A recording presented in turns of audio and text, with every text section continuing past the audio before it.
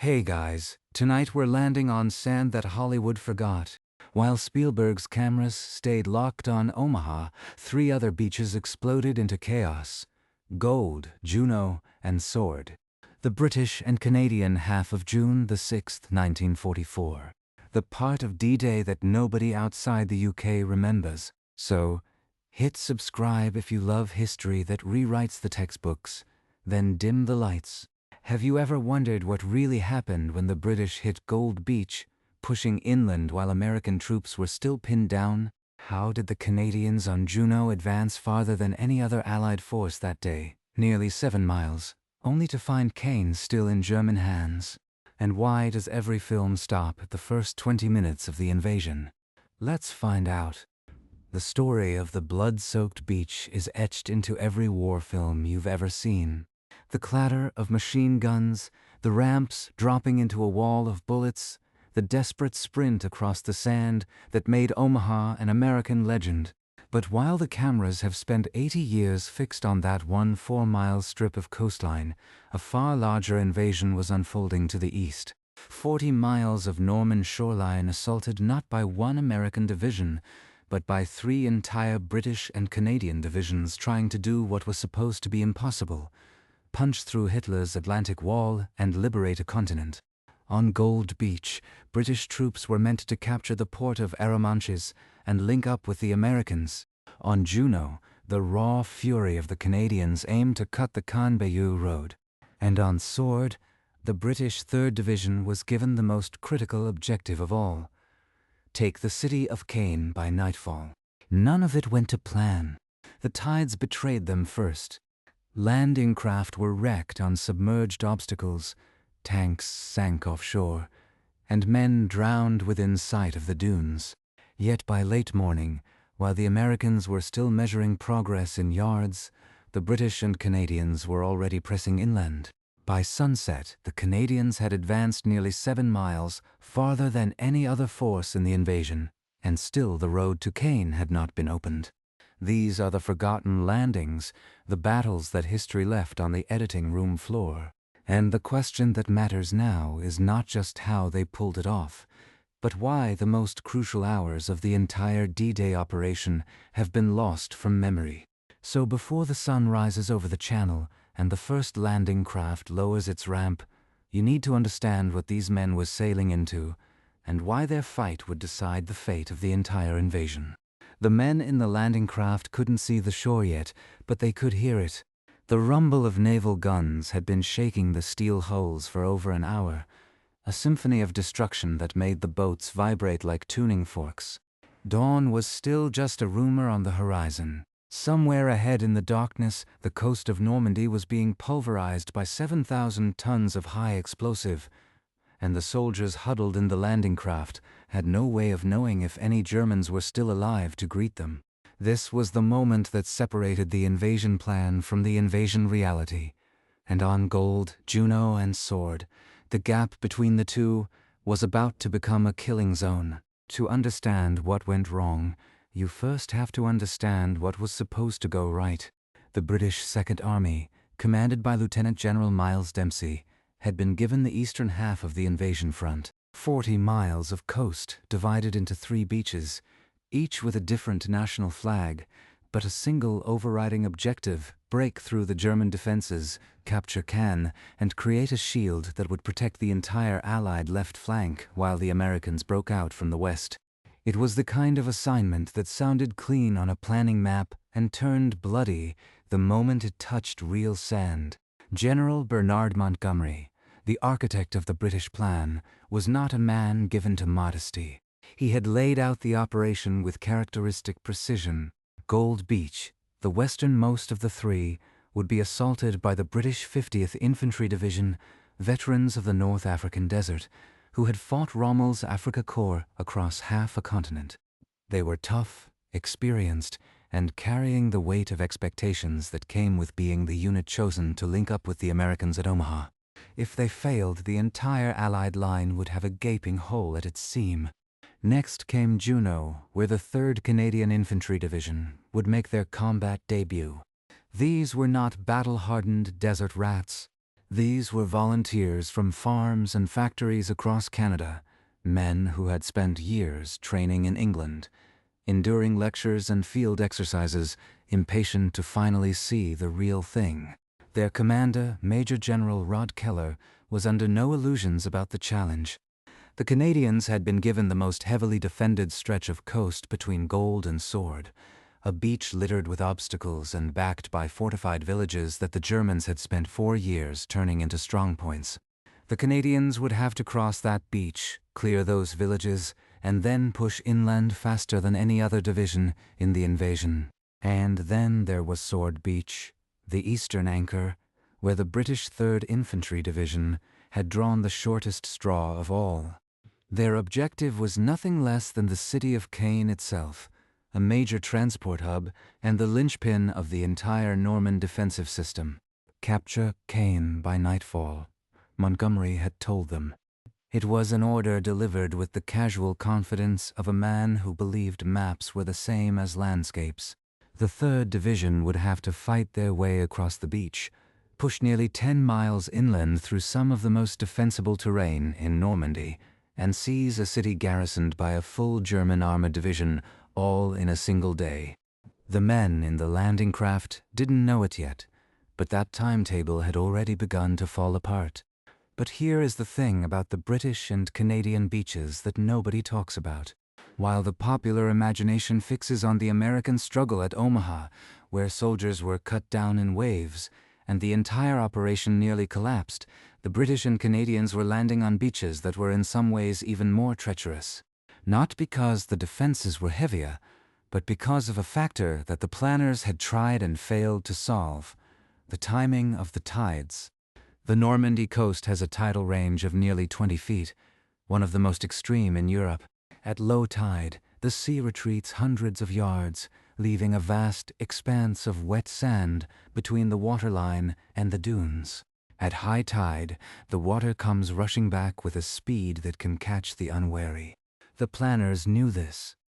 They had timed the American landings at Utah and Omaha for an hour after low tide, when the beach obstacles would be exposed above the waterline and the demolition teams could clear paths for the follow-on waves. But the geography of the British beaches was different. Offshore reefs and rocky shoals meant that landing craft at Gold, Juno, and Sword needed a higher water level to avoid running aground hundreds of yards from the beach. H hour was set later, a full hour or more after the Americans had gone in, which meant the tide was already coming in fast by the time the first British and Canadian troops hit the shore. It was a compromise that seemed reasonable in the planning rooms, where tides were just numbers on a chart and beach obstacles were little more than marks on a map. But in the chaos of the actual assault, that extra hour of rising water would transform the beaches into traps. The German obstacles designed to rip the bottoms out of landing craft at high tide were already half submerged when the first wave arrived. The demolition teams, the men whose job it was to blow lanes through the mines and steal hedgehogs, had far less time to work before the rising water swallowed their targets. In some places, the obstacles were already too deep to reach safely. Landing craft had to navigate around them blind, sometimes successfully, often not. And the wind. Nobody had planned for the wind. A strong northwesterly gale had been blowing for days, piling up the surf into steep, unpredictable waves. The flat-bottomed landing craft, never designed for comfort, slammed into troughs and lurched over crests, swamping with spray filling with seawater, pushing men past the point of seasickness into something closer to physical collapse. Soldiers who had spent years training for combat found themselves debilitated before they ever fired a shot, vomiting into buckets or over the sides, their legs rubbery and their heads swimming. The pills the medics handed out, motion sickness tablets called Sealigs, worked for some and failed for others. By the time the ramps dropped, thousands of men who had been honed into fighting machines were struggling just to stand upright. The Germans, meanwhile, had not been idle. The 716th Infantry Division was holding the coast between the Orne River and Le Hamel, a static defense unit composed mostly of older men and conscripts from occupied territories, but dug into positions that had been hardened by 4 years of forced labor.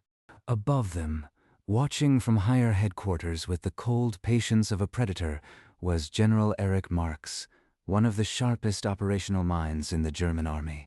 Marx commanded the LX Active 4 Corps, and he had long ago concluded that the invasion, when it came, would strike this stretch of coast. He had argued for more troops, more tanks, more concrete. He had been overruled, partially. But what he had was still formidable. 100 light guns, 50 mortars, 500 machine guns, all sighted along pre-planned kill zones. And behind him, within striking distance, the 21st Panzer Division waited as a mobile reserve, a mailed fist ready to smash any Allied force that got off the beaches. But Montgomery had an answer for the defensive strongpoints, and it was something stranger than anything the Germans had ever seen. It was called Hobart's Funnies, a collection of modified tanks invented by a brilliant eccentric named Major General Percy Hobart, a man whose obsession with armored engineering had nearly gotten him fired from the army before the war. Hobart had been rescued from obscurity by Winston Churchill, who recognized a fellow maverick when he saw one. Given his own division, the 79th Armored, Hobart set about designing a menagerie of mechanical monsters that would solve the problems no one else could solve. There was the Sherman Crab, a tank with a spinning drum of chains mounted on the front that flailed the ground ahead, detonating mines with a terrifying clatter. There was the Churchill Avery, a brutish tank armed with a short-barreled mortar that fired a 40-pound high-explosive projectile called a flying dustbin, designed to demolish bunkers at close range. There were tanks that carried bridges, rolled out matting over soft clay, and even launched massive bundles of wooden poles called fascines into anti-tank ditches. And strangest of all, there were the duplex drive tanks, the swimming Shermans, fitted with canvas flotation screens that allowed them to churn through the water like awkward amphibians. Hobart's Funnies were assigned to all 3 beaches, and Montgomery believed they would be the difference between slaughter and success. Whether they would work under fire was a question that would be answered in blood within the first hour. The night before the invasion, the largest armada in human history had assembled in the English Channel. Over 6,000 vessels, from battleships to landing craft, carrying 160,000 men and every weapon of war the Allies could muster. The soldiers had been briefed for the first time only days before, shown sand tables and aerial photographs, told which beach and which village and which road junction was theirs to take. Some had been in the staging camps for weeks, sealed behind barbed wire to prevent any word of the operation from leaking out. They had played cards, written letters, sharpened bayonets, and stared at maps until the contours of the Norman coastline were burned into their memories like prayer. On the ships, the atmosphere was a strange compound of bravado and dread. Chaplains held services on the decks, men kneeling on steel plates, heads bowed as the coast of France drew closer through the fog. Officers repeated their orders, checked watches, and tried not to think about the fact that everything they knew about amphibious assault had been learned the hard way at a place called Dieppe 2 years earlier, where the Canadians had been slaughtered in a raid that had been an unmitigated disaster. The lessons of Dieppe had been studied and restudied. Better intelligence, better fire support, better equipment. But the core lesson remained unspoken. Amphibious landings against a defended coast had never really succeeded in modern warfare. What they were about to attempt had no precedent, no template, no guarantee of anything except that many of the men in the landing craft would not see the sun set. The airborne troops went in first, hours before dawn, dropped into the darkness over the eastern flank to secure bridges and disrupt German reinforcements. The British 6th Airborne Division had a single death or glory mission: capture the bridges over the Caen Canal and the Orne River before the Germans could blow them. In a coup de main assault that reads like something out of a thriller, gliders landed within yards of the bridges in the dark, and within minutes, Both spans were in British hands. It was a spectacular success, but it came at a cost.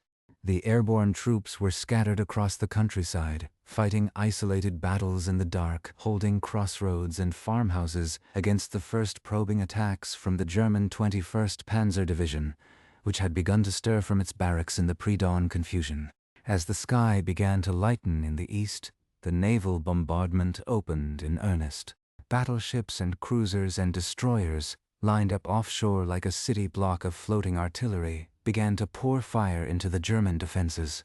The noise was beyond comprehension, a continuous rolling thunder that could be heard in England, 90 miles away. The gunners had their targets: strongpoints, gun batteries, command posts, anything that aerial reconnaissance had identified as a threat. But naval gunnery is an imprecise science at the best of times, made worse by the smoke and dust that soon blanketed the shoreline. Some positions were obliterated, others were untouched. The German defenders, those who survived, huddled in concrete bunkers designed to withstand direct hits, waiting for the barrage to lift. They knew, as well as the Allies, that the bombardment would stop the moment the landing craft approached. That was the signal. The killing would start then. In the landing craft, the men had no way of knowing what was happening on shore. They were crammed shoulder to shoulder in the darkness, the steel hulls vibrating with the concussive force of the naval guns, the stink of diesel and vomit thick in the air. Most had not slept. Most had been in these boats for hours, circling in the heavy seas, waiting for the signal to form up and head for the beach. The coxswains shouted over the din, trying to keep station, trying to read the shoreline through the smoke and spray, trying not to think about the mines and the obstacles and the machine guns they knew were waiting. It was in these hours, in the gray pre-dawn light of June the 6th, that the high strategy of generals became the raw terror of privates, and the plan that had been years in the making began its slow, grinding collision with reality. And then, at exactly 7:25 in the morning, the first wave of landing craft at Gold Beach touched down on French sand, and everything that happened next was written in fire. The ramp dropped, and the first man out was already dead. Not from a German bullet, but from the sea itself. The landing craft had grounded on a sandbar farther out than anyone expected, and the water that was supposed to be waist-deep was over a man's head. Soldiers laden with 60 pounds of equipment stepped off the ramp and simply vanished, dragged under before they could even unclip their packs. Those who could swim thrashed toward shore under a hail of machine gun fire that was already stitching the water into white spray. Those who couldn't swim joined the first wave of casualties, their bodies rolling in the surf like driftwood. This was Gold Beach at 7:25 in the morning, and the plan was already unspooling. The bombardments, naval and aerial, had been scheduled to lift precisely before the first wave touched down. The theory was that the defenders would still be sheltering in their bunkers, stunned and disoriented, giving the assault troops a precious 60 seconds to cross the open sand before the machine guns opened up. The theory was wrong. The Germans had been under bombardment before, lots of times, lots of rehearsals, and they knew the drill. The moment the shells stopped falling, they raced from their shelters to their firing positions. By the time the ramps dropped at Gold, the defenders of the 716th Infantry Division had been back at their weapons for 3 full minutes, and they were waiting. The British 50th Infantry Division hit the beach in 3 brigade groups, each assigned to a different sector. On the right, the 231st Brigade aimed for the fortified village of Le Hamel, a cluster of stone houses that the Germans had turned into a fortress, with machine guns in the windows and mortar pits behind the walls. In the center, the 69th Brigade pushed toward La Rivière, another strongpoint built around a seaside sanatorium whose walls were 5 feet thick and whose cellars were packed with ammunition. On the left, the 56th Brigade headed for Arromanches, the future site of the Mulberry Artificial Harbor. If they could secure it first. Each brigade had its own horror story to write in the next 2 hours. But before the infantry could reach the seawall, The engineers had to clear the beach obstacles, and here the tidal gamble turned catastrophic. The obstacles, steel hedgehogs and wooden stakes tipped with mines, were supposed to be fully exposed above the waterline. Instead, the rising tide had already swallowed the outer rows. The demolition teams, the men of the Royal Engineers, waded into chest-deep water with explosive charges, while under direct fire from the bluffs. They worked in a nightmare of spray and smoke, struggling to attach their charges to obstacles they could barely see, while the surf pushed and pulled at them and machine gun rounds snapped past their heads. Some charges went off successfully, blasting lanes through the mine belts. Others failed to detonate at all. Engineers were shot while holding live explosives, their bodies blown apart by their own charges when German rounds set them off. It was heroism of a kind that rarely makes it into the history books, because engineers don't carry bayonets and they don't take hills. They clear the way for others, and sometimes they die clearing it. The duplex-drive tanks, the swimming Shermans, were supposed to be the infantry's guardian angels, churning out of the sea to provide covering fire the moment the ramps dropped. But the sea state was far worse than the tanks could handle. The DD tanks needed relatively calm water. A foot of chop was acceptable.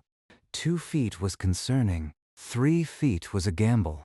The waves off Gold Beach that morning were running at 4 feet, sometimes 5. The canvas flotation screens that gave the tanks their buoyancy began to buckle and tear. Seawater poured over the tops. Pumps designed to handle spray were overwhelmed by the volume of water crashing over the screens. In the American sector at Omaha, the DD tanks had been launched miles offshore with catastrophic results. Most of them sank before they ever saw the beach. At Gold, the commanders made a different decision. Seeing the state of the sea, they ordered the landing craft to take the tanks all the way in. Don't launch. Carry them to the sand. It was a decision that saved dozens of tanks and hundreds of lives. The Shermans rumbled out of their landing craft directly onto the wet sand, already firing. The noise was beyond anything the men had experienced. The naval guns were still pounding the inland positions, their shells passing low overhead with a sound like ripping canvas. The tanks were firing their 75mm cannons at the seawall bunkers. The German machine guns, MG-42s, with their distinctive, terrifyingly high rate of fire, made a sound like tearing fabric, 1,200 rounds per minute, so fast that individual shots blurred into a continuous ripping noise that the troops learned to dread. Mortar rounds crumped into the sand, throwing up gouts of wet earth and shrapnel. Men screamed orders, screamed for medics, screamed for their mothers. It was a world of sensory overload, and within minutes, the sand was no longer sand. It was churned mud, red mud, littered with discarded equipment and motionless forms. On the right flank, at Le Hamel, the fighting turned into a siege within the first hour. The German garrison, a reinforced company of the 716th Division, had been told to hold the village at all costs, and they took that order literally. The British infantry of the 1st Battalion, the Hampshire Regiment, tried to outflank the village, pushing up a narrow valley that led inland. The Germans had it pre-sighted. Mortars and machine guns caught the Hampshires in the open, and the advance stalled in a tangle of casualties. The battalion commander, Lieutenant Colonel David Nelson Smith, was hit and killed within sight of the beach. His men went to ground in the dunes, unable to move forward, unwilling to retreat. The fight for Le Hamel would grind on for hours, a brutal house-to-house brawl that turned the village into a charnel house. In the center, at La Rivière, the fight was different but no less savage. The sanatorium that dominated the beachfront had been fortified into a fortress, its thick stone walls shrugged off direct hits from the tanks. The infantry of the 5th Battalion, the East Yorkshire Regiment, had to clear the building room by room, a task that combined the horror of urban combat with the claustrophobia of a tomb. Grenades were tossed through windows. Bursts of submachine gunfire echoed in the stone corridors, and the fighting was so close that at one point a British sergeant and a German officer engaged in a hand-to-hand struggle on a staircase while the battle raged around them. The sanatorium fell just before 10 in the morning, but at a cost in dead and wounded that left the East Yorks reeling. And all along the beach, the strangest vehicles in the Allied arsenal were proving their worth. Hobart's Funnies, the mechanical menagerie that had been mocked by more conventional officers, were turning the tide. The Sherman crabs, their spinning flails thrashing the sand ahead of them, cleared lanes through the minefields that would have otherwise required dozens of engineers and an unacceptable butcher's bill. The Churchill Avrays, those brutish tanks with their flying dustbin mortars, rolled up to within point-blank range of bunkers that had withstood naval gunfire and blew them apart with single devastating blasts. One Avry fired its petard mortar through the firing slit of a German pillbox. The explosion killed every man inside and left the concrete structure standing untouched, a tomb for its own garrison. The specialized armor wasn't invincible. Crabs got bogged down in soft sand. Avrays took direct hits from anti-tank guns and burned like any other tank. But they worked often enough to break the deadlock at the water's edge, and that was all that mattered. By mid-morning, Gold Beach was a scene of chaos and carnage, but it was a chaos that was moving in the right direction. The infantry was off the sand and into the dunes. The follow-on waves were landing under fire, but getting ashore in numbers. The beachmaster, a naval officer with the unenviable job of organizing the chaos, was already directing traffic among the incoming craft, waving some forward, sending others to different sectors, keeping the flow of men and machines from becoming a traffic jam that would stop the invasion cold. But the cost was mounting. At La Rivière, the fighting had taken nearly 4 hours to secure the beach exit. At Le Hamel, the Hampshires was still bogged down on the outskirts, taking casualties from German positions that refused to surrender. The tanks had pushed inland, but without infantry support, they were vulnerable to the Panzerfausts, the German handheld anti-tank weapons that could destroy a 30-ton Sherman from ambush. The battle was turning into a series of small, vicious, disconnected fights, a machine gun nest behind a hedge, a sniper in a church tower, a mortar team in an orchard. These were not the sweeping armored maneuvers that Montgomery had envisioned. These were the grinding, personal, terrifying engagements that make up the reality of infantry combat, and they were happening in 100 places at once across the Norman countryside. And then there was Juno Beach, 10 miles to the east. If Gold was a grinding brawl, Juno was a knife fight in a phone booth, and the Canadians had walked into it with their eyes open. The 3rd Canadian Infantry Division had been waiting for this moment since 1940, when they first shipped out from Halifax and St. John's and Vancouver, farm boys and bank clerks and mill workers who had become soldiers in the sprawling training camps of southern England. They had drilled until they could drill no more. They had absorbed the lessons of Dieppe, where their countrymen had been shot to pieces on a beach that looked nothing like the one they were approaching now.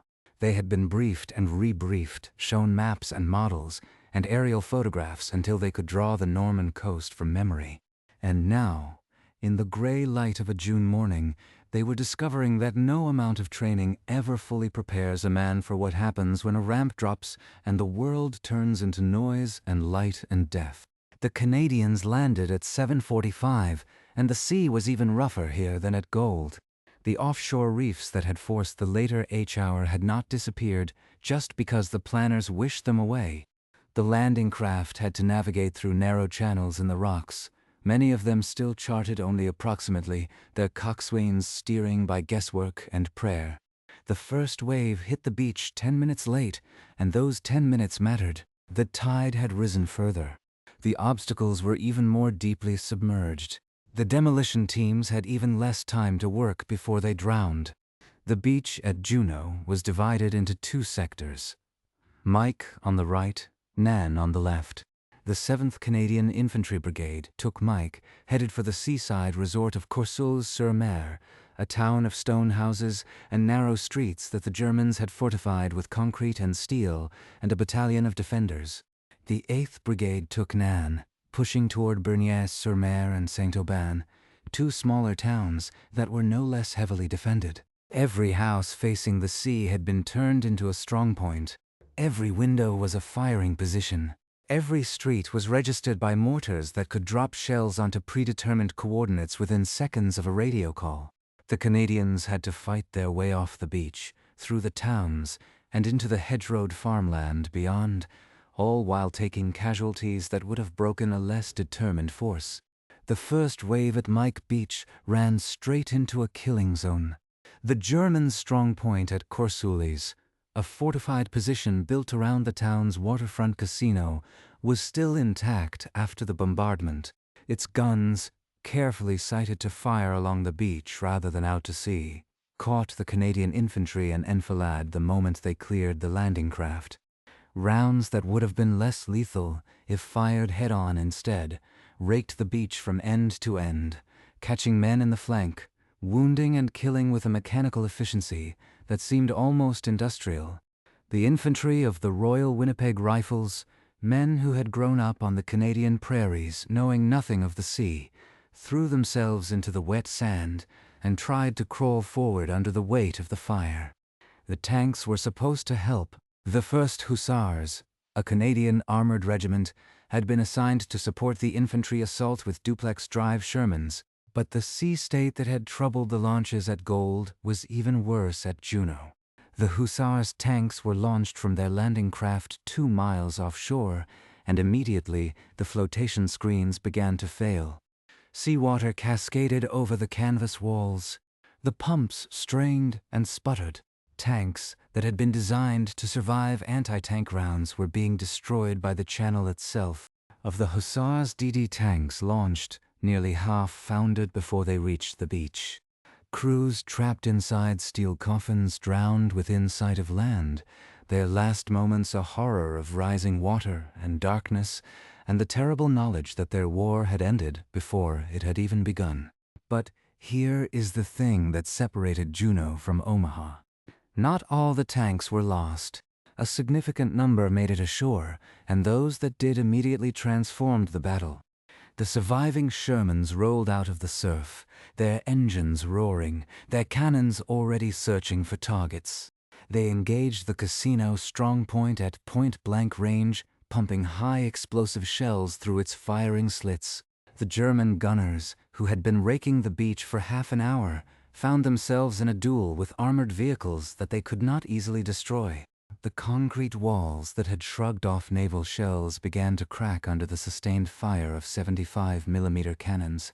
The strong point fell, and with it, the enfilade fire that had been slaughtering the infantry.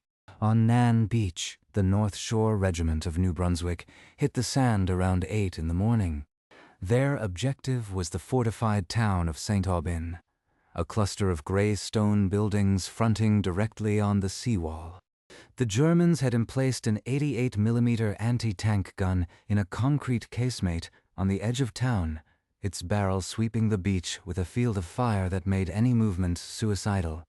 The North Shores went to ground and waited for the tanks. The Fort Garry Horse, another Canadian armored regiment, had been tasked with their support, and their arrival was the difference between stalemate and breakthrough. The lead Sherman, commanded by a young lieutenant named G.K. Smith, drove straight at the 88's casemate, firing on the move. The German crew, confronted with an armored vehicle charging directly at their firing slit, while firing shell after shell, broke and fled. The Sherman put a round through the casemate opening, and the gun fell silent. The Canadians now began to do what they had trained for: clear the towns, house by house, street by street. The fighting in Courseulles and Bernières and Saint-Aubin was medieval in its brutality. Men fought through living rooms and kitchens, up staircases, and through attics. Grenades were tossed through windows, bursts of submachine gun fire echoed in narrow alleyways, and the dead accumulated in doorways and gutters. The Germans, a mix of regular infantry and conscripts from occupied eastern territories, fought hard but could not match the intensity of the Canadian assault. The men of the 3rd Division had been told that this was their chance, their only chance to prove that Canada was a nation that could stand among the great powers. They fought like men possessed. By mid-morning, the Canadian infantry was through the towns and into the farmland beyond, but the cost was staggering. The Royal Winnipeg Rifles had taken over 100 casualties in the first hour. The Queen's Own Rifles of Canada, landing at Berniers, lost 65 men in the first minutes of their assault, cut down by machine guns that the bombardment had missed. The North Shore Regiment was torn apart by mortars while still wading through the surf. On Juno Beach, the casualty rate was running at nearly 1 in 18, a ratio that made every soldier who survived the first hour feel like a lottery winner who wasn't sure he wanted the prize. And then there was Sword Beach, the easternmost of the British landings, where the objective was nothing less than the city of Caen, and where the most critical fight of the day was about to unfold. Sword Beach was the narrowest of the 3 British beaches, a strip of sand backed by dunes and then by the flat, open farmland that led straight to Caen. The British 3rd Infantry Division, commanded by Major General Tom Rennie, had been given the most ambitious objective on D-Day: advance 10 miles inland and capture a city that was the hub of the entire Norman road network. The 3rd Division had landed in North Africa, fought through Sicily, and was one of the most experienced units in the British Army. They knew what they were being asked to do, and they knew that the timetable was, at best, optimistic. The landing at Sword went better than anyone had a right to expect. The naval bombardment had been devastating. The cruiser HMS Belfast, which would decades later become a museum on the Thames, had poured fire into the German defenses with an accuracy that impressed even the most skeptical infantry officers. The DD tanks, unlike at Omaha, were launched close to shore, and most of them made it. Hobart's funnies cleared lanes through the mines and obstacles. The first waves of infantry, including the 1st Battalion of the South Lancashire Regiment and the 2nd Battalion of the East Yorkshire Regiment, crossed the beach and seized the dunes with losses that were, by the standards of the day, light. By 9 in the morning, the 3rd Division was off Sword Beach and pushing inland.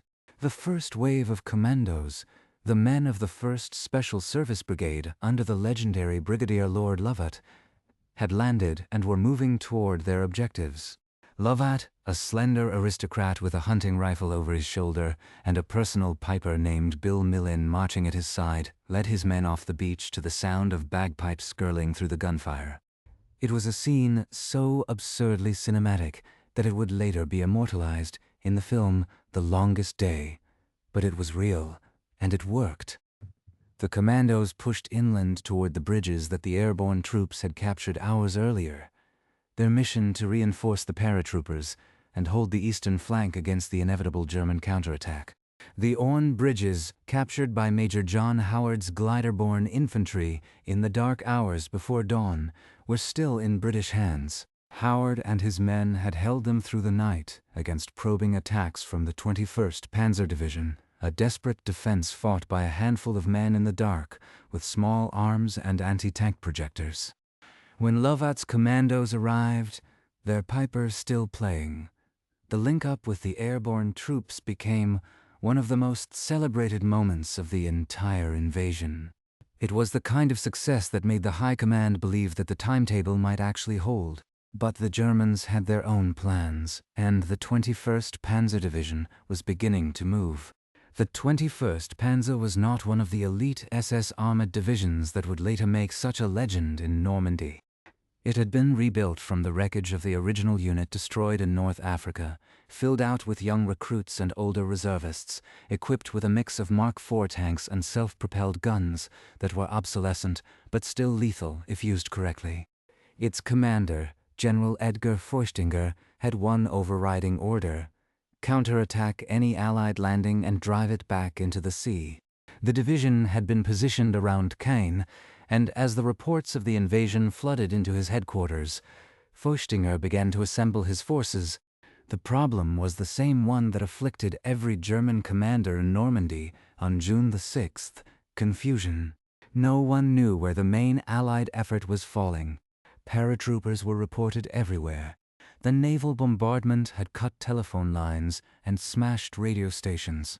Reports from the beach defenses were fragmentary and contradictory. Feuchtinger did not receive clear orders to counterattack until after 10 in the morning, precious hours lost to the fog of war that no amount of training could penetrate.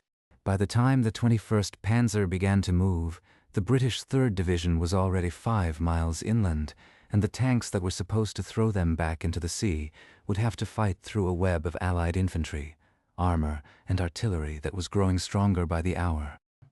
But the delay was not infinite. The lead elements of the 21st Panzer, 90 tanks, and 2 battalions of motorized infantry began to roll north from Caen around midday. Their objective was simple: smash through to the coast and split the British beachhead in two. The British infantry holding the corridor knew they were coming.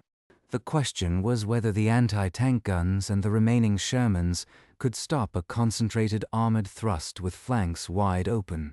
The answer was about to be written in fire on the fields north of Caen, and it would determine whether Sword Beach became a foothold or a graveyard. But before we follow the panzers north to their collision with the British line, there is something you need to understand about what was happening on the beach itself, something the popular history has almost entirely forgotten. While the infantry was pushing inland and the commandos were linking up with the airborne, Sword Beach was becoming the most congested, chaotic, and dangerous patch of real estate in the entire Allied invasion. The narrow beach frontage meant that the follow-on waves of men and vehicles and supplies had to squeeze through a bottleneck that was under intermittent artillery fire from German batteries that the naval guns had failed to silence. And one of those batteries, a massive complex of coastal guns at a place called Merville, was still operational, still firing, and its shells were landing directly on the beach road that was the only route inland. The 9th Parachute Battalion had been ordered to silence the Merville battery before dawn. It was one of the most brutal small unit actions of the entire war, a night assault against a fortified gun position by airborne troops who had been scattered across miles of flooded farmland and had to attack with a fraction of their intended strength. Lieutenant Colonel Terence Otway led 150 men against a position defended by over 100 Germans with heavy machine guns and 4 massive coastal artillery pieces. They attacked through minefields, through barbed wire, through mortar fire, so intense it seemed impossible that anyone could survive. They reached the guns and destroyed them at a cost and casualties that left the battalion a shadow of itself. But the guns, it turned out, were not the heavy coastal artillery that Allied intelligence had feared. They were smaller pieces, and the real battery, heavier and more dangerous, was elsewhere along the coast, still firing, still killing. The Merville assault was heroic. It was also, in the most tragic sense, unnecessary. Meanwhile, on the beach, the traffic jam was becoming a catastrophe in slow motion. Landing craft were arriving every few minutes, disgorging tanks and trucks and jeeps and men onto a strip of sand that had no room for them. The beachmaster and his team worked miracles of organization, directing vehicles to the narrow exit roads that the engineers had cut through the dunes, but the sheer volume of arrivals was overwhelming.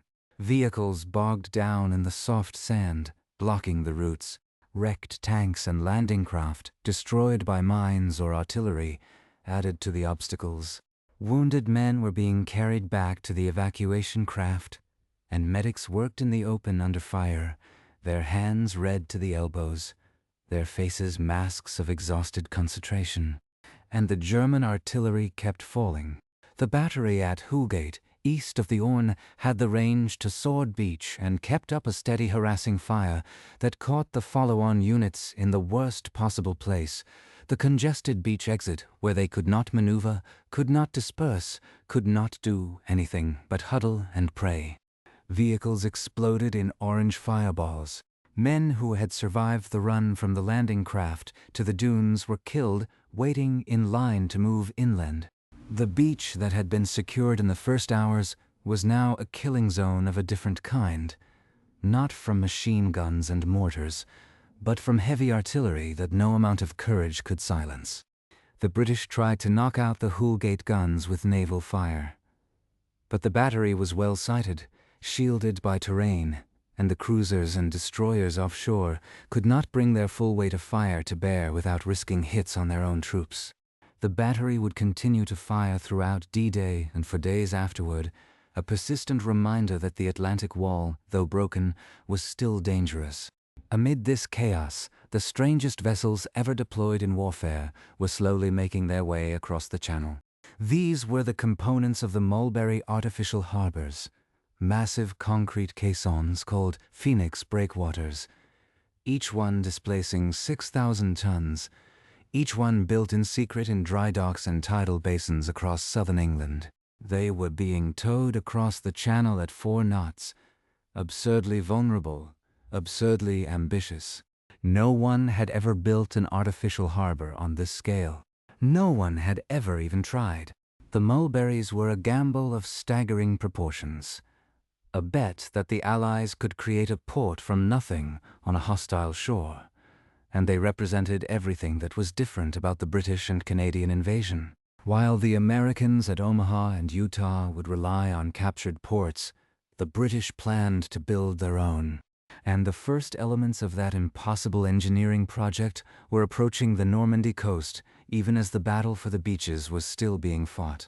But none of that would matter if the German counterattack broke through. And on the afternoon of June the 6th, just as the British 3rd Division was consolidating its gains north of Caen, the forward elements of the 21st Panzer Division collided with the British line at a cluster of villages called Perrier-sur-le-Don and Bouville. It was the first major set-piece battle between British and German armor in Normandy. The panzer crews, many of them veterans of the Eastern Front, came on with the confidence of men who had fought the Red Army for years and survived. The British infantry and the tanks of the Staffordshire Yeomanry stood their ground. Anti-tank guns were dug in along hedgerows, Sherman Fireflies, upgunned with the British 17-pounder that could punch through the frontal armor of a Mark IV waited in ambush. The battle that followed was small by the standards of what was to come, but it was ferocious. German tanks were knocked out at ranges of less than 200 yards. British anti-tank gunners died behind their guns, cut down by machine gun fire. The panzers probed, found the British line unexpectedly solid, and recoiled. Feuchtinger, his force already depleted by losses to naval gunfire and air attack, made the decision that sealed the fate of the German defense east of the Orne. He ordered his division to go onto the defensive. The counterattack that was supposed to sweep the British into the sea had failed. The beachhead at Sword was secure, but the failure of the counterattack did not mean the capture of Caen, and that was the central tragedy of D-Day for the British. The 3rd Division had landed, fought through the beach defenses, held off a panzer division, and advanced farther than any objective set for them, except the one that mattered most. Caen remained in German hands. It would remain in German hands for another month. The city that was supposed to fall on the afternoon of June the 6th would not be liberated until July the 21st, after weeks of grinding, costly battles that would reduce it to rubble. The failure to take Caen on D-Day was not a failure of courage, but it was a failure nonetheless, a failure that would haunt the British High Command and shape the entire Normandy campaign in ways that no one could have foreseen when the landing craft first touched the sand. Meanwhile, the Canadians had pressed inland farther than any other Allied force on D-Day. By nightfall, elements of the 3rd Canadian Division were nearly 7 miles from Juno Beach, probing the outskirts of the villages that ringed Caen from the northwest. They had fought through the beaches, through the fortified towns, through hedgerows and orchards and open fields. They had taken casualties at a rate that would have been considered catastrophic if the objective had not been achieved. But they had achieved it. The Canadian advance was the deepest penetration of the day. And it proved, beyond any doubt, that the citizen soldiers who had never seen combat before sunrise were the equal of any army in the world. At Gold Beach, the British 50th Division had linked up with the Canadians by the end of the day. The link-up between Juno and Gold was the only connection between Allied beaches achieved on June the 6th. The gap between the British at Sword and the Canadians at Juno, a gap of several miles that the Germans exploited to infiltrate troops and harass the flanks, would not be closed until the next day. The beaches were secure, but the beachhead was not a continuous line. It was a series of lodgements, some deep, some shallow, all vulnerable to a coordinated German counterattack that, thankfully, never came. The cost of the day's fighting on the British and Canadian beaches was grim and precise. On Gold, approximately 1,000 casualties, of whom 350 were killed. On Juno, the Canadians lost 1,200 men out of the 21,000 who landed, a casualty ratio that would be remembered in Canada for generations. On Sword, the British 3rd Division took 630 casualties, a number that would have been much higher if not for the failure of the 21st Panzer counterattack to press home. In total, the British and Canadian beaches accounted for nearly 3,000 casualties on D-Day, a fraction of the American losses at Omaha, but still a butcher's bill that represented families shattered, communities bereaved, and a generation marked by the knowledge that they had faced the worst and prevailed. But numbers don't capture the texture of the experience. Numbers don't tell you about the Royal Engineer who spent 2 hours in chest-deep water under fire, attaching explosive charges to submerged obstacles while his comrades died around him. Numbers don't tell you about the Canadian infantryman who cleared a German machine gun nest with nothing but grenades and a bayonet, his uniform shredded by shrapnel, his ears bleeding from the concussion. Numbers don't tell you about the British paratrooper who held a bridge approach alone for an hour against probing German attacks, knowing that he was the last man standing between the enemy and the position that his friends had died to take. Numbers don't tell you about the sailors who drove their landing craft into the beach under fire, the medics who worked without sleep for 36 hours, the tank crews who burned alive inside their vehicles when a German anti-tank round found its mark. The numbers are clean and compact. The experience was neither, and the day was not over. Night was falling over Normandy, and the darkness brought its own terrors. The German Air Force, largely absent during the daylight hours, would begin to appear in the dusk. The Luftwaffe pilots, flying out of airfields deeper in France, would target the ships packed into the beachhead anchorages, and the anti-aircraft gunners would fill the sky with tracers and flak. Wounded men would lie in fields and ditches, waiting for evacuation. The dead would be collected and counted, and the commanders would begin to assess what had been won and lost, and what the next day would require. But there is one more thing, one story that has almost never been told. Because, while the beaches were being fought over yard by yard, and the tanks were burning, and the infantry was dying in the hedgerows, a different kind of war was being waged on the waters of the Channel itself, and it would determine whether the Allied invasion could survive beyond its first week. The war on the water was the war of supply, and it was far more fragile than anyone on the beachheads could afford to believe. Every bullet fired, every shell launched, every gallon of petrol burned by the tanks pushing inland had to come across the English Channel, and the Channel in June of 1944 was not a friendly highway. It was a churning, unpredictable moat patrolled by German U-boats, E-boats, and the mines that both sides had sown by the thousands. The Allied navies had swept channels through the minefields, but sweeping was an approximate science, and the gaps were narrow and dangerous. The convoys of supply ships, Liberty ships and coasters and tank landing craft, had to thread those gaps under the constant threat of attack. One merchantman torpedoed in the wrong place could block the channel for hours, stranding men and material offshore while the battle inland hung in the balance. This was the logistical war, and its outcome determined everything. The centerpiece of the logistical plan was the Mulberry Artificial Harbor. The Allies had concluded, after studying every failed amphibious invasion in history, that capturing a major port would take too long.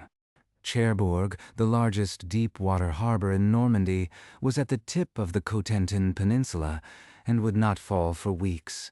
Le Havre and Boulogne were even more distant. If the invasion force was to be sustained, it needed a port on the landing beaches themselves, a port that could be brought across the channel in pieces and assembled under fire. The Mulberries were the answer. 2 complete harbors, codenamed Mulberry A for the Americans at Omaha and Mulberry B for the British at Arromanches. Each was composed of massive concrete caissons called Phoenix breakwaters, each one a hollow steel and concrete box as large as a 5-story building, towed across the channel by tugs that were slower than walking pace.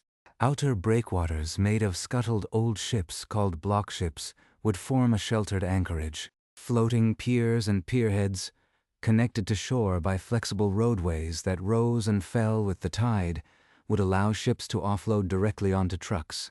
It was an engineering project so audacious that when Churchill first saw the plans, he simply said, "They must float up and down with the tide." The construction began on D-Day itself. The first block ships were sunk off Arromanches on the afternoon of June the 6th, settling into the sand with their upper works still visible above the waterline. The Phoenix caissons arrived over the following days, great gray hulks creeping across the channel at barely 4 knots, their tow crews exposed to every wind and wave and hostile aircraft. German E-boats, fast motor torpedo boats operating out of Le Havre, harried the convoys at night, sinking tugs and damaging caissons. One Phoenix broke its tow and drifted for miles before being recovered. Another was torpedoed and sank within sight of the beachhead. But day by day, the harbor took shape. By mid-June, Mulberry B at Arromanches was operational, receiving ships and offloading cargo at a rate that rivaled a peacetime port. It was a triumph of British engineering, a monument to the idea that the invasion could be self-sustaining even in the face of Atlantic weather. And then the storm came. It was not a hurricane, not even a gale by the generous standards of the North Atlantic. It was a summer depression that deepened unexpectedly over the Channel on June the 19th, a weather system that modern forecasters would call a significant low, nothing more. But it struck the anchorages off Normandy with a sustained northeasterly wind of nearly 40 knots, driving heavy seas directly into the artificial harbors. The Mulberry at Omaha, the American harbor, had not been completed to its full specifications. The Phoenix caissons were not fully anchored, the breakwaters were incomplete, and the protective lee that the British harbor enjoyed at Arromanches was absent. For 3 days, the seas pounded the American Mulberry, battering the caissons until they cracked and shifted and collapsed. The floating piers were wrenched from their moorings and driven ashore. Ships, dragging their anchors, collided with each other and with the breakwaters. By June the 22nd, Mulberry A was a wreck, a tangle of broken concrete and twisted steel that could not be repaired. The British harbor survived. The difference was location and design. Arromanches was sheltered by offshore reefs that attenuated the waves before they could reach the caissons. The British breakwaters, a combination of block ships and phoenixes, had been laid out in a careful arc that deflected the worst of the swell, and the caissons themselves had been ballasted with sand and water to sit more stably on the seabed. Mulberry B took damage. Piers were broken, ships were driven ashore, and hundreds of small craft were wrecked. But the core of the harbor held. When the storm cleared and the damage was assessed, the Allies faced a crisis. The planned supply capacity of the 2 Mulberries was halved. The American forces at Omaha now had no artificial harbor of their own. They would be supplied, for the next several weeks, directly over the beaches through an improvised system known as Red Ball Express, landing ships running up onto the sand at high tide and unloading onto the beach, while the surf pounded around them. It was slow, dangerous, and utterly dependent on good weather. The British Mulberry at Arromanches, now the only functioning artificial harbor in Normandy, became the logistical lifeline for something far larger than British forces alone. Supplies for the Americans were routed through it. Ammunition, fuel, medical stores, replacement troops. The harbor that had been built for a single army was forced to sustain two. And it did. By July, Arromanches was offloading more than 18,000 tons of supplies per day, a volume that exceeded every estimate the planners had made before the invasion. The little port that was supposed to be a temporary expedient became one of the busiest harbors in the world. And it did so while under intermittent shell fire from German artillery that had not yet been pushed out of range. The logistics miracle of the Normandy campaign was not the Red Ball Express. It was a concrete anchorage off a French fishing town that survived a storm and kept the Allied armies alive. But the supply line was only as secure as the forces protecting it, and those forces were under pressure that no one had anticipated. The failure to take Caen on D-Day had been a disappointment. The failure to take it in the days that followed became a strategic problem that reshaped the entire campaign. The British Second Army, with the Canadians on their right flank, found themselves locked into a brutal, attritional struggle against the bulk of the German armored forces in Normandy. The German commanders, freed from the confusion of June the 6th, had begun to concentrate their panzer divisions against the British sector. They had understood, perhaps more clearly than the Allied planners had hoped, that the eastern flank was the hinge on which the entire invasion turned. If the British and Canadians could be crushed, if the beachhead could be rolled up from the east, the Americans on the other flank would be isolated and destroyed piecemeal. It was a gamble, but it was the only rational gamble the Germans had, and they committed to it with everything they had. The first of the great set-piece battles began on June the 26th, Operation Epsom. Montgomery's plan was to outflank Caen from the west, crossing the Odon River, and seizing the high ground south of the city. It was the first major offensive launched by the British Second Army in Normandy, and it marked the beginning of a pattern that would repeat itself with terrible regularity. British infantry and armor advancing across open, rolling farmland against well-prepared German defenses, taking casualties that would have been unacceptable in any other theater, and gaining ground that was measured in hundreds of yards rather than miles. Epsom failed to take Caen. It succeeded in drawing the German panzer divisions into a cauldron north of the city, where they were pounded by naval gunfire and air attacks, ground down in a way that made the eventual American breakthrough possible. But that was not how the British public saw it. They saw newspaper maps that showed the front lines barely moving. They saw casualty lists that grew longer by the day. They saw a British army apparently stalled, while the Americans were beginning their breakout in the west. The pressure on Montgomery grew intense, and the decisions he made under that pressure would shape the next 2 months of carnage. Operation Charnwood followed in early July, a frontal assault on Caen itself. This time, the British would not try to outflank the city. They would batter their way through it. The assault was preceded by a massive aerial bombardment. 460 heavy bombers dropped 2,500 tons of high explosive on the northern half of Caen, turning the medieval city into a moonscape of rubble and craters. The bombing killed German defenders in their positions, but it also killed French civilians trapped in their cellars, and it left the streets so choked with debris that tanks and vehicles could barely move. The infantry of the British 3rd and 59th Divisions and the 3rd Canadian Division fought their way into the ruined city house by house, block by block. They found German defenders dug into the rubble, determined to hold. The fighting was as brutal as anything in Stalingrad. Men died in cellars and attics, crushed by collapsing buildings, shot by snipers who fired from positions that were invisible until it was too late. By July the 9th, the northern half of Caen was in Allied hands. The southern half remained German. The city, which had been the objective for the afternoon of D-Day, was still contested more than a month later, and the Germans had simply withdrawn across the Orne River to new defensive lines in the industrial suburbs and the high ground beyond. The fight for Caen was consuming divisions and producing a butcher's bill that no one had budgeted for. But it was also doing something that the Allied High Command, in its more candid moments, acknowledged was essential. It was holding the German armor in the east, while the Americans prepared to break out in the west.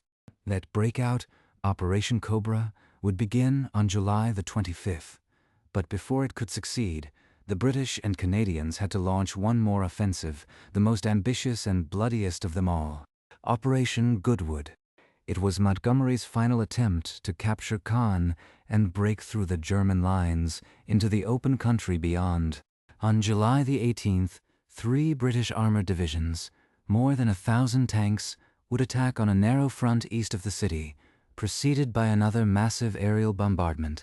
Montgomery's vision was a blitzkrieg in reverse, a concentrated armored thrust that would punch through the depleted German divisions and into the rear areas, disrupting the entire enemy position. It was ambitious. It was also, in retrospect, deeply flawed. The Germans had anticipated the attack. They had laid out their anti-tank guns in depth, with overlapping fields of fire and the formidable 88mm guns that had been the terror of every battlefield since North Africa. The British armor rolled into a killing zone. The first day of Goodwood saw the largest armored advance since El Alamein, and the largest single-day tank losses of the Normandy campaign. The 11th Armored Division, leading the assault, lost 126 tanks in a single afternoon. The Guards Armored Division, following behind, lost another 60. Tanks brewed up by the dozen, their crews incinerated or escaping with burns that would mark them for life. The terrain, a maze of cornfields and sunken lanes and villages that the Germans had fortified into strong points, broke up the armored formations and channeled them into pre-sighted kill zones. The infantry, struggling to keep up, was pinned by machine guns and mortars. By nightfall on July the 18th, the British had advanced 7 miles and lost nearly 300 tanks.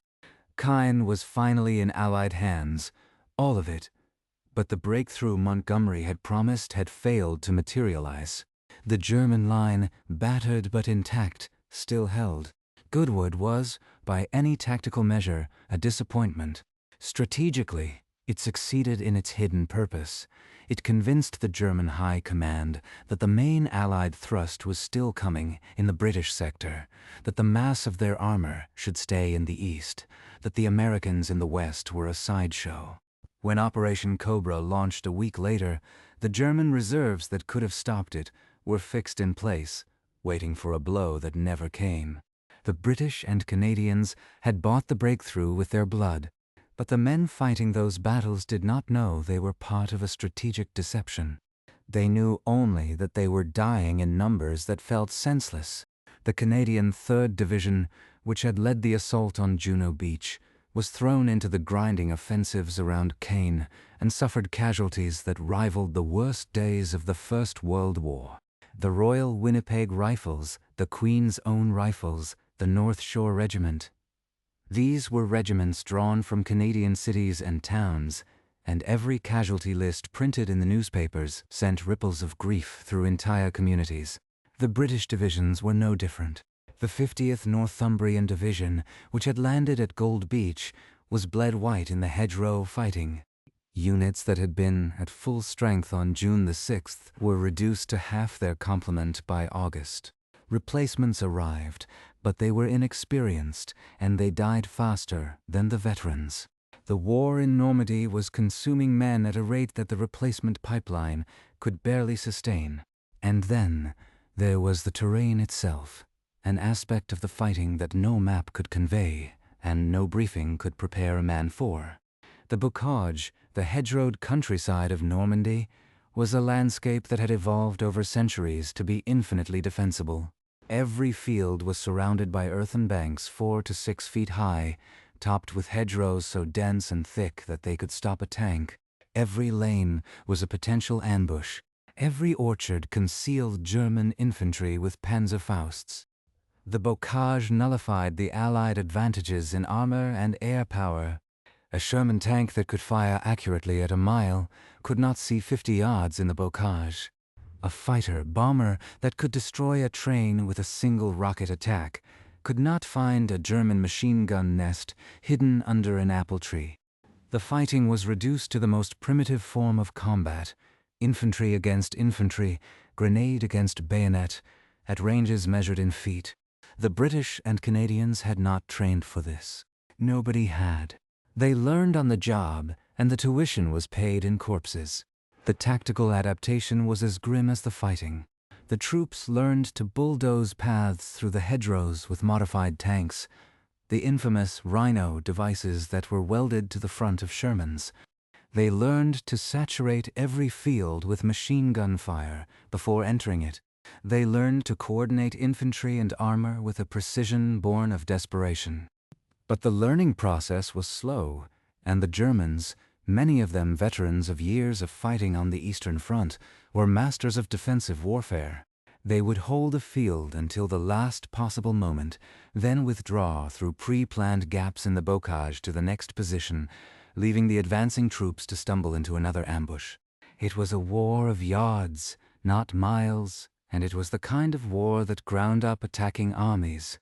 Meanwhile, the forgotten front to the east, the sector around Sword Beach that the British 6th Airborne Division and the 1st Special Service Brigade had secured in the first hours of the invasion, became a quiet but deadly holding action.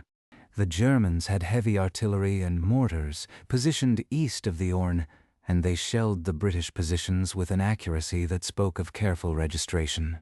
The airborne troops, many of them still holding the same ground they had captured on D-Day, endured days and weeks of harassing fire that made sleep impossible and rest a memory.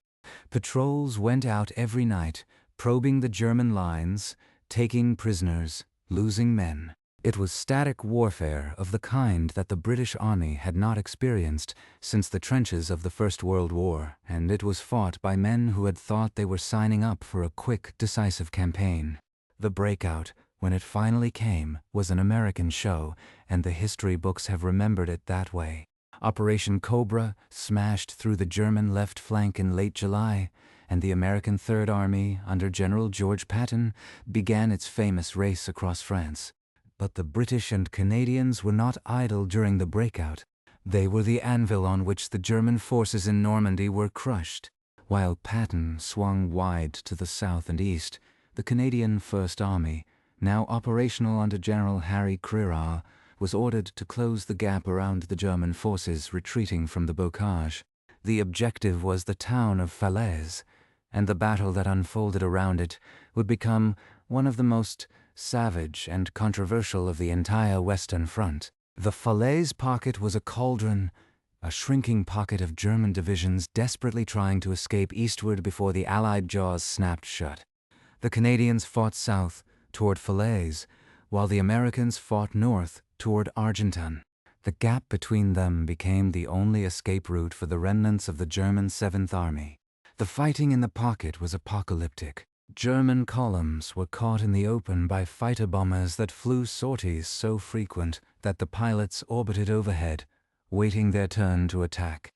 Tanks, trucks, horse-drawn carts, and men were shredded by rockets, cannon fire, and bombs. The roads became corridors of burning wreckage and dead horses, the stench of which could be smelled from miles away. The Canadians, pushing toward the gap, fought through the outer defenses against German rearguards who knew that every hour bought was another hour for their comrades to escape. The gap was finally closed on August the 21st, but by then, tens of thousands of Germans had already slipped through, and the controversy over whether it could have been closed sooner would haunt the reputations of several commanders for years. Still, the German army in Normandy was destroyed. What remained was a routed force streaming back toward the German border, and the Allies were in pursuit. The British and Canadian contribution to the Normandy victory was immense, and it is largely invisible in the popular memory of the war. The figures tell the story. Of the nearly 210,000 Allied casualties in the Normandy campaign, approximately 83,000 were British and Canadian. The American losses were heavier in absolute terms, but the British and Canadians had fought against the bulk of the German armor. They had held the hinge. They had bought the time for the breakout, and they had done so while the world's attention, then as now, was fixed on the drama further west. But why is this forgotten? Why does Omaha dominate the films and the books and the collective imagination? The answer is complicated. Part of it is the sheer cinematic horror of Omaha. The image of the first wave being cut down, the ramp dropping, the chaos. Part of it is the natural dominance of American media in the post-war world. Part of it is the fact that the British and Canadian experience was diffuse, spread across 3 beaches and dozens of operations, without a single iconic moment that a film director could build a scene around. But the deeper answer lies in the way history is told. The British and Canadians won their part of D-Day with efficiency and method. They landed, they fought, they advanced. There was no crisis of the kind that made Omaha a legend. There was only the grinding, professional, unsentimental application of military force, the kind of success that does not generate headlines. The shame of it is that the greatest amphibious invasion in history was won not just on 1 bloody beach, but on 5. And the 4 that have been forgotten were the ones that made the victory possible.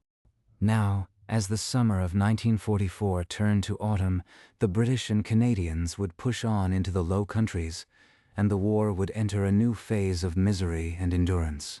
But the memory of the beaches would fade, replaced by new battles and new horrors. The men who had waded ashore at Gold, Juno, and Sword would grow old. Their stories would be told in Legion halls and at kitchen tables, but less often in film or television. The archive footage of British troops advancing through the dunes, of Canadian soldiers cheering from the backs of trucks, of commandos marching to bagpipes, would become the historical footnotes to a day that belonged, in the public imagination, to one beach alone. And the truth of what happened on those forgotten sands, the truth of the men who died there and the men who survived, would quietly wait to be remembered.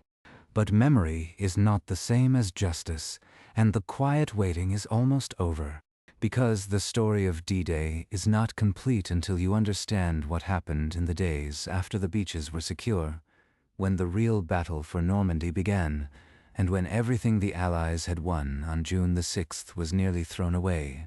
That is where we are going next, into the heart of the forgotten campaign, where the war was nearly lost after it had already been won.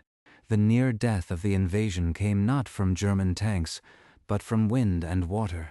On June the 19th, 13 days after the first troops waded ashore, the weather in the English Channel began to change.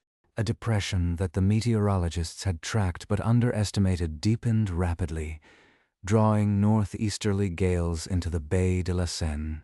The wind built through the afternoon and into the night, gusting above 35 knots, a wind that in any other context would have been merely unpleasant. But here, on an open lee shore with no natural harbor, it was a harbinger of catastrophe. The waves that rolled into the anchorage were not the gentle swells of a summer channel. They were steep, breaking, and driven by a fetch that stretched clear across the North Sea. The artificial harbors, the mulberries, had been designed for a maximum wave height of 8 feet. The storms of June the 19th pushed waves of 12 feet and more against the breakwaters, and the breakwaters began to fail. At Omaha Beach, the American Mulberry A was already incomplete. Some of its Phoenix caissons had not been properly ballasted. The scuttled blockships had been placed in a pattern that, when tested by the storm, created gaps that funneled the seas rather than deflecting them. A senior naval officer watching from the beach described the scene as a slow-motion wreck. The caissons, those 5-story concrete boxes that had been towed across the channel at great risk, shifted on their foundations. The joint between 2 of the largest units cracked open with a sound that the men on shore could hear over the wind. The floating piers, the whale roadways that were supposed to flex with the tide, were wrenched from their moorings and driven into the beach like battering rams. Landing craft that had been tied up alongside were smashed against the steel and concrete, their hulls stoved in, their crews struggling in the water. The storm lasted 3 days. When it finally subsided on June the 22nd, the American Mulberry was a salvage yard. 61 of the original 80 Phoenix caissons had been destroyed or damaged beyond repair. The floating piers were gone. The harbor was closed permanently. The tragedy of Omaha's Mulberry has been well documented, but what almost no one outside the engineering corps has acknowledged is how close the British Mulberry came to the same fate. Mulberry B at Arromanches had been built with more care. The caissons had been ballasted with greater precision. The block ships placed in a tighter arc that took advantage of the offshore Calvados Reef to break the seas before they could reach the main breakwaters. But the storm tested even this. The wind shifted direction during the night of June the 20th, driving waves against the outermost caissons from an angle that the designers had not fully anticipated. One of the largest Phoenix units, codenamed Saint Jacques, began to crack. Its internal compartments, designed to be flooded individually for trim, had been sealed in a specific sequence. The storm surge forced water into compartments that were supposed to remain empty, creating a hydrostatic imbalance that threatened to roll the entire structure onto its side. If Saint Jacques went, the gap would open a breach that the seas would exploit, and the chain reaction would likely destroy the entire outer breakwater. The engineers on the caisson, a dozen men from a Royal Engineers port construction company, spent the night frantically shifting ballast, opening and closing valves in total darkness, while the spray from breaking waves battered them against the steel ladders. They saved the caisson. By morning, Saint Jacques still stood, cracked but stable. The inner harbor remained protected. The cost of the storm was nonetheless severe. Over 300 vessels were sunk or driven ashore across the Allied beachhead. The prefabricated floating piers inside Mulberry B were heavily damaged, with several spans broken and the pierheads displaced. The supply flow, which had been building steadily since D-Day, collapsed to a trickle. For 3 days, almost nothing landed. The armies ashore, now numbering over 500,000 men, were consuming ammunition, fuel, and rations faster than they could be resupplied. The planners had assumed the capture of Cherbourg by D+8, but Cherbourg still held out, and the deepwater port at Le Havre was far beyond the front lines. The entire invasion was now dependent on the open beaches of Normandy, with no shelter, and on a single artificial harbor that was itself battered, but still functional. The crisis was existential, and it was resolved by a combination of British engineering, naval seamanship, and the relentless drive of the supply convoys that kept sailing even in the teeth of the gale. The damaged pierheads at Arromanches were repaired by construction teams working around the clock, often in chest-deep water, hanging prefabricated steel sections while the residual swell tried to knock them from their scaffolding. Within a week of the storm, Mulberry B was offloading supplies at a rate that exceeded its pre-storm capacity. By July, the harbor at Arromanches was handling over 18,000 tons of supplies per day, sustaining not only the British Second Army, but also a significant portion of the American forces, whose own Mulberry was gone. The temporary harbor served for 10 months.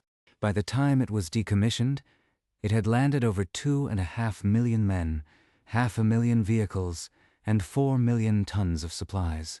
It was, in the judgment of many engineers who studied it after the war, the single most important piece of military infrastructure of the Western campaign.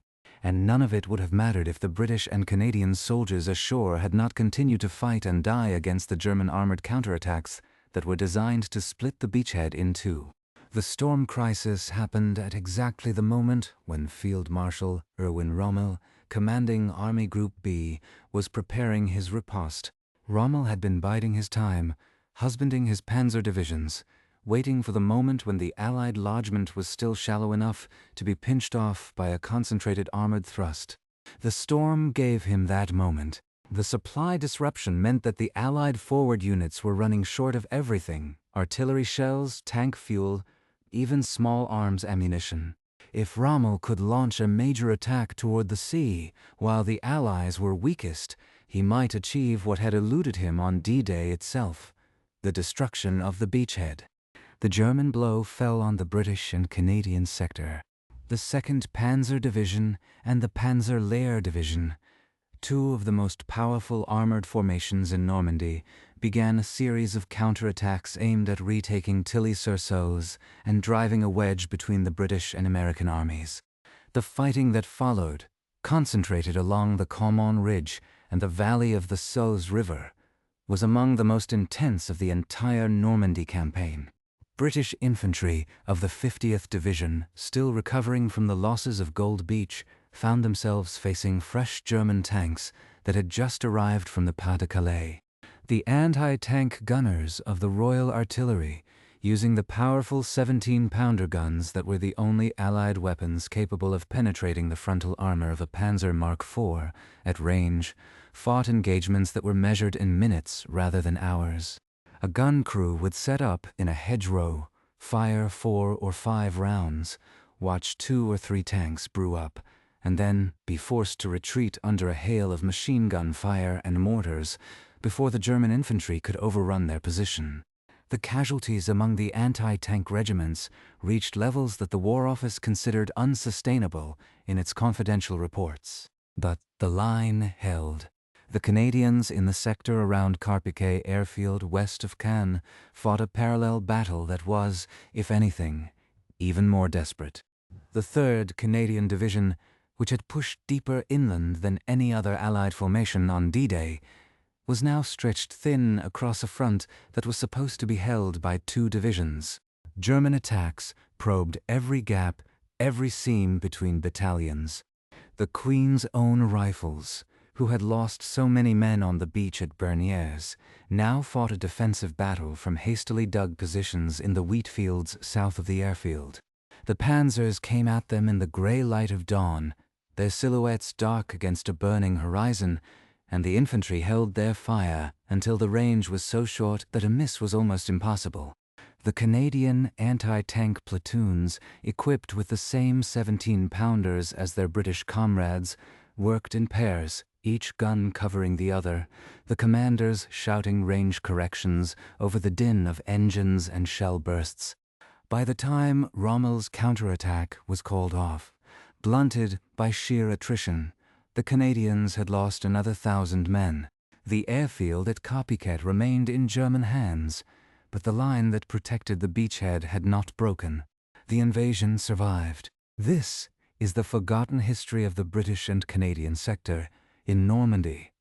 Not a quick dash to Caen, but a month-long defensive battle of attrition that fixed the German armor in place and bled it white. While the popular memory of the campaign focuses on the dramatic American breakout from the West, the reality is that the breakout was made possible by the sacrifices made on the eastern flank. Every panzer division that fought the British and Canadians around Caen was a division that could not be sent to counterattack the Americans at St. Lo. Every tank destroyed by a British anti-tank gun was a tank that would not be waiting in ambush when Patton's Third Army began to roll. The strategic function of the British and Canadian armies in Normandy was to be the anvil, and they performed that function with a stoic endurance that deserves to be remembered alongside the more celebrated hammer. The cost of being the anvil is written in the cemeteries that now dot the Norman countryside. The Bayeux War Cemetery, the largest British Commonwealth cemetery of the Second World War in France, holds the graves of 4,648 British and Commonwealth soldiers. The vast majority died in the fighting south of the beaches, in the bocage and the open fields around Caen. The headstones, arranged in perfect lines that radiate from the cross of sacrifice, bear names from every corner of the United Kingdom and the Commonwealth. Men from Manchester and Glasgow, from Toronto and Wellington, from the Punjab and Newfoundland. The ages on the stones tell their own tragic story: 19, 20, 21. The age of the D-Day dead is a statistic that has lost its power through repetition until you stand among the headstones and realize that these were essentially boys, asked to do the work of seasoned warriors, and that they did it. Among the graves is that of a 19-year-old private, from the South Lancashire Regiment, who was killed on D-Day itself. His body recovered from the dunes at Sword Beach and buried in a temporary cemetery before being moved to Bayeux after the war. His name was Thomas. He had been conscripted at 18, trained for a year in England, and been in France for less than 12 hours when a mortar round landed at his feet while he was trying to help a wounded comrade. His parents in Wigan received the telegram 3 weeks later. His mother kept his letters in a biscuit tin until she died in 1982. The tin was found when her house was cleared, the letters still inside, the ink barely faded. The last letter, written the night before the invasion, ends with the line, "Don't worry about me, Mum. I'll be all right." It is a lie that a million mothers have read, and it never becomes less cruel. The cemeteries are the final evidence of the battle's scale, but they do not capture the texture of the survival. By August, the British and Canadian armies in Normandy had lost over 83,000 men killed, wounded, and missing. This was a casualty rate that exceeded in proportion to the forces committed. The losses suffered during the great offensives of the First World War. The difference was that in Normandy, the ground was won. The line advanced slowly, painfully, but it advanced. The men who survived the Normandy campaign came home with a particular kind of haunted look that their families learned not to ask about. The veterans' associations, the regimental reunions, the quiet conversations in bars on Remembrance Day became the only contexts in which the full truth of the Bocage fighting was ever spoken aloud, and even then, only to those who had been there themselves. The question of why this history has been so thoroughly overshadowed by the American beaches is a question about memory itself. The historian John Keegan, in his seminal study of D-Day, noted that Omaha Beach generated a narrative that was instantly cinematic: the ramp dropping, the slaughter, the crisis, the improbable victory. The British and Canadian beaches generated a narrative that was professionally impressive, but narratively less dramatic. The landings went according to plan. The specialized armor worked. The infantry moved off the beach with acceptable losses. The story of Gold and Juno and Sword was the story of a machine that functioned as designed. The story of Omaha was the story of a machine that broke down and was rebuilt by human courage under the worst possible conditions. Hollywood, naturally, gravitated to the latter. The effect on public memory has been profound and lasting. For generations of viewers, D-Day is Omaha Beach, and the other 4 beaches are, at best, a footnote. But the truth is more interesting than the film. The British and Canadian beaches were not a walkover. The casualty rates on Juno were proportionally as high as on Omaha. The tactical challenges, the submerged obstacles, the fortified villages, the panzer counterattacks were every bit as severe. The difference was that the British and Canadians had developed solutions: the specialized armor, the meticulous intelligence preparation, the integration of naval gunfire with ground maneuver. They had learned from Dieppe and from a dozen other amphibious raids how to breach a defended coastline. And then they had to fight a 2-month campaign of attrition that was every bit as savage as anything the Americans faced in the Bocage. The erasure of this experience from popular memory is not a conspiracy. It is a consequence of storytelling economics. But it is an erasure nonetheless, and it has left the men who fought on those beaches feeling, in their old age, that they were the forgotten half of the greatest invasion in history. One of those men, a Royal Navy coxswain named George Honor, piloted a landing craft onto Sword Beach at H-hour +60. He made the run 11 times that day, ferrying troops and supplies through the obstacles and the artillery fire, his hands locked on the wheel, his ears bleeding from the concussions. He was mentioned in dispatches for his courage. 50 years later, he was watching a television documentary about D-Day with his grandson. The documentary showed Omaha Beach for the first 40 minutes, then mentioned the other beaches in a single sentence. His grandson turned to him and said, "Granddad, where were you on D-Day?" Honor, who had never spoken much about his war, said, I was on the beaches they forgot. He died in 2008, and his story died with him, except that it is now being told here as part of a record that refuses to accept the Hollywood version as the whole truth. The beaches at Gold, Juno, and Sword today are quiet. The coastal towns of Arromanches and Corsoles and Ouistreham have rebuilt themselves into peaceful resorts where families come for summer holidays, and the only reminders of 1944 are the museums and the monuments. The concrete caissons of Mulberry Bees still jut from the sea off Arromanches, their steel reinforcement rusting through the broken surfaces, gulls perched on the waterline. At low tide, you can walk out to some of them, the sand firm beneath your feet, and stand where the engineers stood, looking back at the beach that they fought to supply. The German bunkers that once commanded the killing zones are still there, many of them open to the public, their gun slits dark and empty. The bullet scars on the stone walls of the seafront houses at Bernières have been painted over, but if you look closely, you can still see the pitting, the texture of the fighting. The locals know where to look. The wisdom of the forgotten beaches is not a wisdom of glory. It is a wisdom of endurance, of the unglamorous work of war that makes victory possible. The British and Canadian soldiers who landed on June the 6th did not have the most dramatic story. They did not have the crisis that became legend. What they had was the relentless, methodical courage of people who were given a job and did it, and died doing it, and then were written out of the script. The D-Day that we remember is incomplete without them. The invasion was not won on one beach. It was won on 5. And the 4 that have slipped from memory are the ones that now demand to be remembered, not as a correction to the record, but as the truth that was always there, waiting for someone to tell it. The last word belongs to the men who were there. In the archives of the Imperial War Museum, there is an oral history recording made in 1994 with a Canadian veteran from the Royal Winnipeg Rifles. He was 81 years old when the interview was conducted, his voice thin and reedy, his memories sharp. The interviewer asked him what he remembered most about June the 6th. The old man was quiet for a long moment, and then he said, "The noise, mostly. The noise and the faces." He paused again, and the feeling that we were doing something that mattered, even if nobody would ever know it.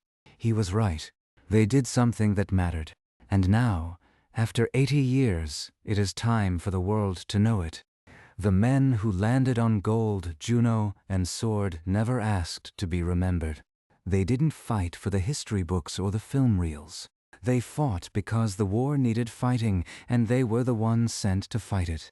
But the forgetting matters. Not for them, most of whom are gone now, but for us. Because every time we reduce D-Day to a single beach, a single flag, a single story, we lose something essential. We lose the understanding that victory was never an American achievement or a British achievement or a Canadian achievement. It was an achievement of the ordinary men of 3 nations, fighting on 5 beaches, none of which mattered less than the others, even if the cameras never turned their way. The quiet of the beaches today is the quiet of a debt that has been partially paid. You can walk the sand at Arromanches and see the caissons, those stubborn concrete hulks that have resisted 80 winters of channel storms. You can stand on the seawall at Bernières and run your hand over the stone that was chipped by Canadian rifle fire. You can follow the path the commandos took from Sword Beach to Pegasus Bridge, past fields that are still tilled by French farmers whose families were liberated by men they had never met. The landscape remembers. It has not forgotten the weight of the tanks or the blood in the sand or the sound of pipes that cut through the gunfire. The landscape is patient, and it holds the story for anyone who cares to listen. But the stories we tell ourselves, the histories we write, the documentaries we produce, have not always been so patient. They have favored the dramatic over the methodical, the crisis over the steady advance, the single iconic image over the complex reality. Omaha Beach is an icon, and it deserves to be. The men who died there deserve every monument, every film, every moment of silence. But the men who died at Sword and Juno and Gold deserve the same, not because death on one beach is more tragic than death on another, but because the whole truth of D-Day is larger than any single beach can contain. The eastern beaches were the hinge of the invasion, and the hinge held. Without Gold, there would have been no link with the Americans. Without Juno, there would have been no push inland that stopped the panzers in their tracks. Without Sword, there would have been no flanks secured, no bridges held, no shield for the eastern edge of the entire Allied lodgment. These were not ancillary operations. They were the essential structure of the invasion, and to forget them is to misunderstand how D-Day worked. The lingering question is not whether we should remember the forgotten beaches. The lingering question is why it has taken so long to ask. Why did it require a Canadian veteran, 81 years old and nearing the end of his life, to remind an interviewer that someone should know what they did? Why did the British coxswain's grandson have to watch a documentary that erased his grandfather's war? The answer is not malice. It is the gravity of storytelling, the way that a powerful image exerts a pull that other images cannot resist. Omaha burns bright, and the other beaches fade into the background glare. But we are not bound to the stories we inherit. We can choose to look more carefully, to listen more attentively, to build a history that is not just cinematic, but comprehensive. Every generation gets to decide what it remembers, and this generation can decide to remember the whole truth of June the 6th, not just the part that fit into a screenplay. It is easy, in the abstraction of history, to forget that the invasion was made of individuals. Each of the 160,000 men who crossed the Channel on D-Day had a name, a home, a family waiting for a letter. Each had fears that they hid behind bravado or silence. Each had a limit they did not know until it was tested, and many found that their limit was further than they had ever imagined. The story of Gold, Juno, and Sword is not the story of grand strategy or armored divisions. It is the story of the 19-year-old private who stepped off a ramp into water over his head and kept going. It is the story of the Canadian engineer who spent hours in the surf cutting obstacles while machine gun rounds slapped the water around him. It is the story of the Royal Navy coxswain who made 11 runs into the beach, his hands bleeding, his hearing gone, because the men on the beach needed what he carried. These stories are not footnotes. They are the main text, and they have been waiting to be read. The war in Normandy ended on August 21st, 1944, when the Falaise pocket was finally closed. The British and Canadians had been fighting without pause for 76 days. They had advanced from the beaches to the Seine, a distance that seems small on a map of Europe, but that was measured in lives.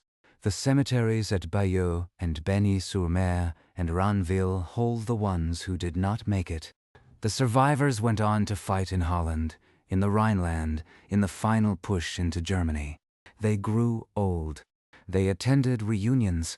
They watched the D-Day anniversaries on television and sometimes saw their beaches mentioned, briefly, before the cameras returned to Omaha. They accepted this with the quiet dignity of men who knew they had done their job and did not require applause. But that acceptance does not oblige us to continue the neglect. The applause should have come long ago, and it should have been loud. So tonight, as you settle into your blankets and let the sounds of history wash over you, remember the beaches that Spielberg never filmed. Remember the men who landed in the gray light of a June morning and fought their way inland while the world's attention was fixed elsewhere. Remember the caissons that still stand at Arromanches, the bullet scars at Bernières, the quiet fields where the panzers came and were turned back. And remember that history is never finished. It is written and rewritten by every generation that takes the time to ask a simple question: whose story hasn't been told yet? The answer for Gold and Juno and Sword is finally being given. It has been a long time coming. If this story found you in the quiet hours of the night, take a moment to subscribe and like the video. It helps more than you know, and it ensures that these forgotten histories keep reaching the people who need to hear them. Drop a comment below telling me where you are in the world and what time it is for you right now. There is something strangely comforting about knowing that while one person is falling asleep to these stories, another is waking up to them. The history never stops. Neither does the need to tell it. Now dim the lights, close your eyes, and let the waves of the channel fade into the background. The men on the beaches are at rest now. You can be, too. Sleep well.